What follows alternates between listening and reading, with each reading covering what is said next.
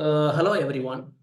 Today I'm going to talk about speaking English in advanced level. The advanced level spoken English, that's what I'm going to talk about today.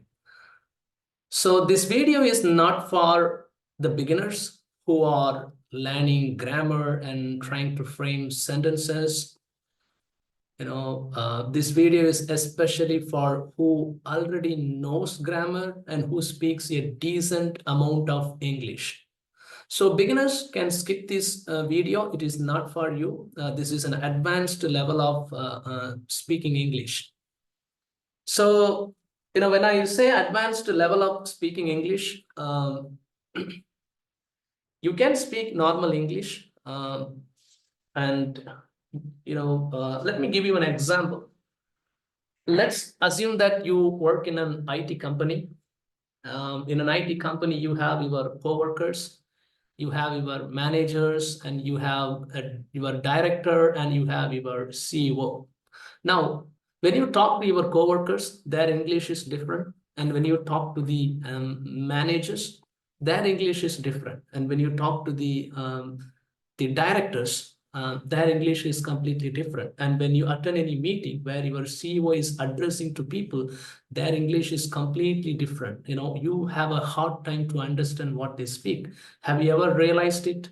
And have you ever given any thoughts to it, why you are not able to understand this English? So first of all, when you have any barriers in speaking English, and you go to an institution or you take an online course, what they typically suggest is, if you want to speak English, good English, you have to read newspapers, you have to read books, and you have to watch English movies. That's the way, and you have to practice, speaking to your colleagues, your friends, your family members. That's the only way, you can improve your English. But I want to tell you something. I find this is a stupid idea, because by you can read books, read English, 1,000 times, or in throughout your life you can read. You will not be able to improve your English. I tell you the truth today, because reading books and watching movies and practicing with your colleagues maybe help you with the flexibility, because you have been speaking with your native language, and you suddenly, if you want to speak in English, your tongue may not be flexible for it. So you have to train your tongue and your mind to this language. So that's why we practice reading books and newspapers, and watching movies, and we try to speak to somebody. So it is to get your brain trained and to get the flexibility of your tongue. Your tongue muscles are not trained for this, pronouncing this language, which is the reason we get our tongue and muscles trained for this language. That doesn't mean that you can understand high level English and you can speak high level English. So what is the barrier for understanding the high level English, the people high level English, and speaking high level English? So high level English is a global English. You can speak to American people, you can speak to British, and you go to any country, you can understand their pronunciation and you can speak to them with clarity. So what is the key for this advanced level of spoken English? The key for this advanced level of spoken English is the vocabulary. Vocabulary. You have to learn the vocabulary. Now, when I say, you have to learn the vocabulary, you typically go to a dictionary, which has the meaning in your native language, and you try to memorize all those vocabulary with your native language. That's not going to help you anymore if you memorize the vocabulary with your native language, because that has only a limited amount of explanation, how a vocabulary is used, where the vocabulary is used. So let me give you an example. If somebody, asks you to talk about your nature, you know everything about the nature, because every day you are living with the nature. You are living with the hills and the rivers and all the greeneries and natures and breeze and rain and sun. Every nature, you know about it, how they function. But when somebody asks you to talk about the nature, you struggle. Why? Even though you know the concept, you are not able to speak, because it is not because that you haven't practiced speaking with somebody else, because you don't know how to use the vocabulary, what vocabulary I can use when I explain these. So that's the struggle to speak with somebody, to understand the high level English. So, what should you do to meet that level, to meet that standard? So, it's not going to happen in a 30 days. It's not going to happen in a 3 months, or it's not going to happen in a 6 months. It's a very long process, and there is no shortcut for this. Every day you have to memorize this vocabulary. It's what I'm going to share with you. How to study this vocabulary. You have a clear details about it, and where to use it and everything. There is no advanced English beyond what I'm going to explain you. I have gathered the details from the Cambridge dictionaries and Collins dictionaries, and I have combined both, which will give you a better understanding of how the vocabulary is used. If you keep studying all these vocabularies, I challenge you, you will be able to understand the high level English, and you will be able to speak the high level English. So, the key for speaking the high level English is only by studying the vocabulary. So I have gathered over 5,000 plus vocabularies, over some period of time. So it's what I'm going to share with you. I'll give you some, few examples. Maybe you can understand what I mean by that. It will take minimum 1 year. If you can study all these vocabularies and memorize it, and if you know that when you study it, you will know, in which place you have to use which vocabulary. The right place you have to use the right vocabulary, which if you slightly use a different vocabulary, the whole meaning will be changed. So if you want to be a great communicator, want to understand the high level English, even if the different countries and people speak, the CEOs and executives, who speaks high level English, even the business people speak, English. Sometimes we don't understand that business English. So if you follow what I'm going to tell you today, I am sure that 100% effective. This method is 100% effective. So I'm going to share with you how to read that vocabulary. So let me share you, a few example maybe. One moment. So, yeah, this is one example we will see. I apologize.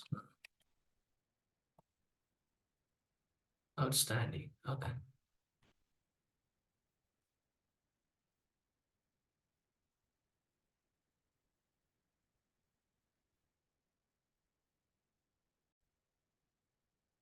Okay, I'll give you one, maybe few examples how to study the vocabulary so that you can utilize it properly. For example, let's take a word outstanding. So when you study the meaning of this vocabulary with your native dictionary, which explains in your own language, in your native language, that only gives you a minimum amount of information with which you cannot communicate clearly and confidently, because sometimes you have that doubt, can I use this vocabulary in this place? Is it suitable for speaking, using in this place? You have that doubt and you lose the confidence and you hold, your tongue. That's the reason, always you are silent. You don't have the confidence to speak. So this is gathered from the Cambridge dictionary. I have gathered each and every vocabulary from Cambridge dictionary, which is based on United Kingdom, and from Collins dictionary, which is based on United States. So this is the format I have gathered. When you first see the vocabulary, you will have a pronunciation. If you don't know this pronunciation, I strongly recommend to refer the phonetics chat. The phonetics chat will help you understand the pronunciation, because as I said, this is a global standard. You can communicate when you understand this, you can communicate with anybody without any fear, without any hesitation, without losing your confidence. You will have a high confidence when you speak to anybody, because as I said, there is no standard beyond this. So first, you have the vocabulary in a bold letter, and this is the phonetic sound, the phonetic sound for this, how to pronounce this verb. This is a global standard. It says outstanding, outstanding. So outstanding. So let's look at the meaning of this vocabulary. So when you read a vocabulary, a single vocabulary can have different meanings, can be used in a different place. The same vocabulary can be used in 3 different places or 4 different places with a different meaning. So you have to understand clearly where to use, when to use, according to the context. Okay, let's see first. So outstanding, the first meaning of outstanding is excellent. Clearly very much better than what is usual, very much better than what is usual. So here, you have an example with a sentence. So this is the heading is the general explanation of this vocabulary, and you have an example. This is very effective. You are learning with an example. So let's see that. An outstanding performance, an outstanding writer, which means a wonderful, an excellent writer, an excellent performer. It's what we mean by outstanding. See, outstanding. He was an outstandingly successful mayor. He is an outstanding player. We can say that he is an outstanding performer, or if somebody has done a good job, we can say it's an outstanding performance, which means it's an excellent performance. Okay, let's see another meaning. Outstanding also has another meaning, which is not yet paid, or not yet solved, or not yet done. For example, if somebody has given you a task and you haven't completed, and they ask you, hey, have you completed the task? And you can say that, no, it's still outstanding, which means it's still not done. It is undone. So you get this confidence when you study this vocabulary. So outstanding can be utilized in 2 different places. One, you can say that, oh, what outstanding performance. And the other one, you can say, if you have, somebody has to pay you something and they haven't paid, you can say, there are some outstanding amounts, outstanding debts. And you can also say that if something is not resolved, that is still outstanding, or if something needs to be done, that is still outstanding. We have yet to do that. You can say that. So that's the 2 different meanings of outstanding. So this is the British Cambridge dictionary. The other one is the Collins dictionary. The reason why I have put these 2 different dictionaries is sometimes some vocabulary has a slight different meaning when you come to the Collins dictionary, which is based on United States. That's the reason you should understand everything. So it is the reason I'm, again and again, I'm telling you. So if you study and clearly understand this vocabulary meaning, you will have 100% of confidence when you speak to somebody. This verb can be used in this situation for this context. Beyond this context, this vocabulary cannot be used. So that confidence you get. Okay, let us just look at the Collins dictionary perspective. So if you describe someone or something as outstanding, you think that they are very remarkable and impressive. So you look at the difference, it's a bit more explanatory. So if you describe someone or something as outstanding, you think they are very remarkable and impressive. So again, we, they have given an example with the sentences, which is very, very helpful for us. An area of outstanding natural beauty, which means excellent natural beauty. Similarly, money that is outstanding has not yet been paid and is still owed to someone. So that's what I mentioned earlier. The total debt outstanding is 70 billion, which means that $70 billion has yet to be paid. That's what it means. The other meaning, outstanding issues or problems are not yet resolved or not yet dealt with. That's what it means. Outstanding means very important or obvious. The company is an outstanding example. It's again referring to the excellence. So outstandingly, you use outstandingly to emphasize how good or occasionally how bad something is. So, as I said, that would be a slight difference between Cambridge and Collins. The reason I have done is, I worked with both people, British people and the United States people. Sometimes it has phrases which will definitely help. So if you can study and understand this meaning, I tell you that, 100% this is effective. You can, without any hesitation, without any doubts or fears, you will be able to communicate with anybody. First of all, this will help you to become a wonderful speech maker with confidence. Second, it will help you to become a writer. If you know this, how to use this vocabulary, you can become a great writer. So that's why I have gathered more than 5,000 plus vocabularies. It's not done, within a short period of time. It has taken more than 5 years for me to gather all these vocabularies. So if you can study the vocabularies I'm going to share with you, I challenge you that you will be able to communicate very clearly. First of all, this is a global English, advanced level of English. Every vocabulary has a clear details, clear details how to be used, when to be used. It also has phrases and idioms which is related to the vocabulary. So the only thing from your side is you have to study. Most of the time, people, if we ask people to study this, 90% of the people are not going to do that. But this is only for the people who have the appetite for improving their communication. Some people have a burning desire inside the heart. They learned the basic English, but they wanted to understand what the English, they wanted to understand the English movie. People watch the English movie, they understand the slang, but they really don't understand the meaning, because they don't understand the vocabulary. Even they use the same vocabulary we already know, but the context they are using the vocabulary is different. So that's why we are not able to understand. So which is the reason why, for example, if you don't know the meaning of outstanding, they will say, that's an outstanding outstanding task. When you study your normal dictionary, it will only say excellent. It will not say, not finished, which is undone. So that's where the confusion starts. It is the reason why I'm saying, if you can study and understand this, you can speak high level English. The only pain is you have to study. As I wanted to tell you this, there is no shortcut.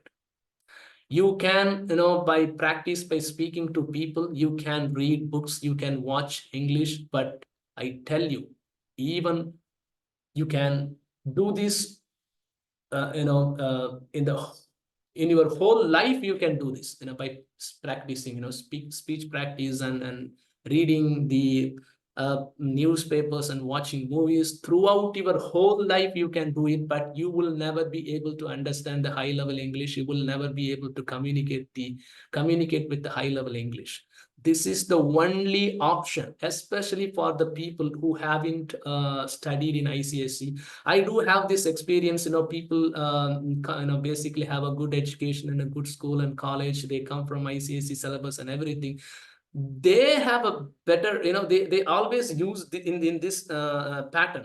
Initially I had a hard time to understand what they speak. Even they use the same vocabulary I know, but the context they are using, I had a hard time to understand this. But after I have read all these things, I know outstanding is used for what, and the vocabulary is used in what context, and how we have to understand everything. So after studying this, I came to know that. So let's look at another one example, then we can wrap it up. Let's take predominant. Okay, this is another example. Just want to give you a quick example of this. So predominant, here is a pronunciation, the phonetic sound. I strongly recommend you go to the phonetics chats, how the pronunciation, how to pronounce everything. So predominant, that's the reason I'm saying is, a lot of English people, a lot of Indian people who speak English, they pronounce the words differently. For example, they say competitor. It's not competitor, it's competitor, it's competitive. So when you study this, the vocabulary I've gathered, you will come to know everything. You have, first thing you have to do is look at the pronunciation. Predominant, dominant. Okay, let's see what is predominant means. More noticeable or important or larger in number than others. So research forms the predominant part of my job. Dancers have a predominant role in this performance, which means they have the majority of the role in this performance, a large amount of role in this performance. So predominantly, mostly, and mainly. So you can say, like, I predominantly work in this technology. So the reason is, instead of using mostly and mainly, you can use, if you use this mostly and mainly, the regular vocabularies with the high level people, it's not very impressive. You have to use, more suitable vocabulary when you speak to the people. That only comes when you study this. So okay, she's predominantly a dancer, but she also sings, which means she can dance and sing, but most of the time, mostly, she's good at dancing. So that's what it means. So predominance, yeah, I forgot to tell you, it has everything. If you know that adjective, noun, and adverb and everything I have mentioned. I hope you know what is adjective, what is noun, and what is verb. So everything I have clearly mentioned. So yeah, predominance. Yeah, predominance of something, a situation in which one type of person or thing within a set is the largest in number. Yeah, it's the same. It says predominate, to be the largest in number or other most important. Okay, so this is the Cambridge one. Let's go to the Collins. Predominantly, mainly, mostly. Yeah, the women employed in the mines were predominantly young and unmarried. Okay. The most common or greatest in number or amount. The predominant views was that she was guilty. The most important or powerful. My predominant feeling was one of the surprise. Predominance, a situation in which there is more of a particular type of person or thing than of anything else. A situation in which someone or something is more important or powerful than anyone or anything else. So that's called predominance. The predominance of multinational companies in the technology sector. So predominate, to have more power, influence, or importance than other things or people. His desire for profits should not predominate over the public good. To be greater in number or amount than others. A country in which Roman Catholics predominate, they have a high population. That's what it means, great in number. So it gives you a clear picture where to use this predominant, the predominant. So predominantly, I will be doing, I do this job, particular task, even though I work in other steps, I predominantly do this particular job. That's what it means. So when you study this vocabulary, you will get a clear understanding. So my way of studying is, I first, let's say for the example, I'll read first, first I will just simply read predominant, more noticeable than. So I read this predominant, Cambridge and Collins, and I read second time. When first time I just read it, and second time I try to understand, So I read twice. Every vocabulary I read twice. First time I read it, second time I read it with some understanding. I try to understand the meaning. This is how I study this vocabulary. So if you can study all these vocabularies, I tell you the truth, you will be a genius in